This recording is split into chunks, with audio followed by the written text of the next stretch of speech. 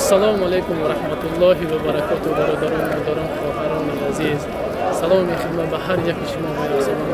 از همتان با احترام خواهش می‌کنم که سخن‌های بهتری در کامنت‌ها نویسید.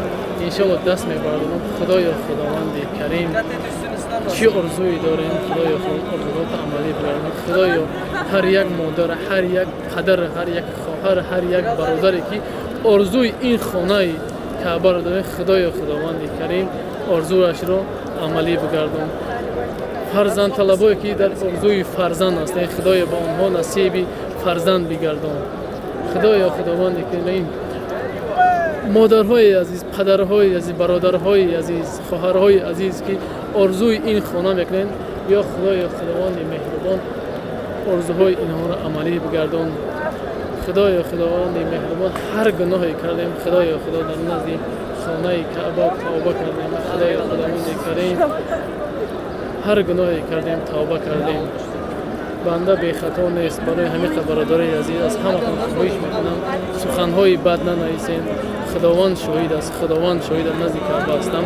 هر سخن بدی میگین خداوند شاهد است. وقتی این خانه کعبه نصیبتون میشه، ای جمعی پشیمانی زار میشه، اما افسوس دیر میشه.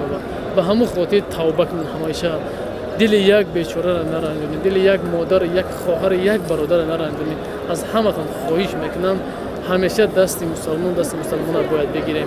ما حرکت کردیم تا این روز که دست هر یک خواهر، هر یک برادر، هر یک مادر بگیریم. فتنه ها بالای ما بسیار بودند، از هر طرف بسیار بودند. فتنه ها نه که ما خراب کردیم، فقط به خداوند راست حرکت کردیم.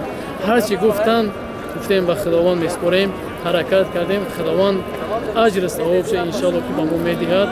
حرکت داریم که باز هم در دستگیری مردم نیازمند باشیم. با حرکت داریم که خدای خداوند این خانه را به تمام مردم مسلمان نصیب بگردان. خدای با پدر و مادر من این خانه را نصیب بگردان. خدای خداوند مهربان هر کسی که در آرزوی فرزند نصیب بگردان. بسیاری ها در کامنت هستند که پدرامون بیمار هستند، مادرامون بیزار هستند.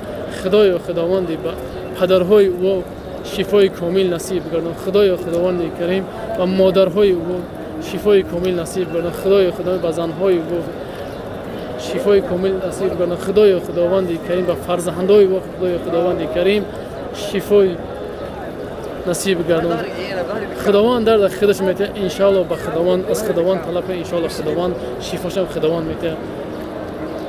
کسانی که ارزوی این خانه رو دارند، خدای خداوند ارزوهاشون رو عملی بگردان. تمام مردم مسلمان رو به این خانه کعبه خدای خداوند کریم نیت ارزوی دارند خدای عملی بگردان.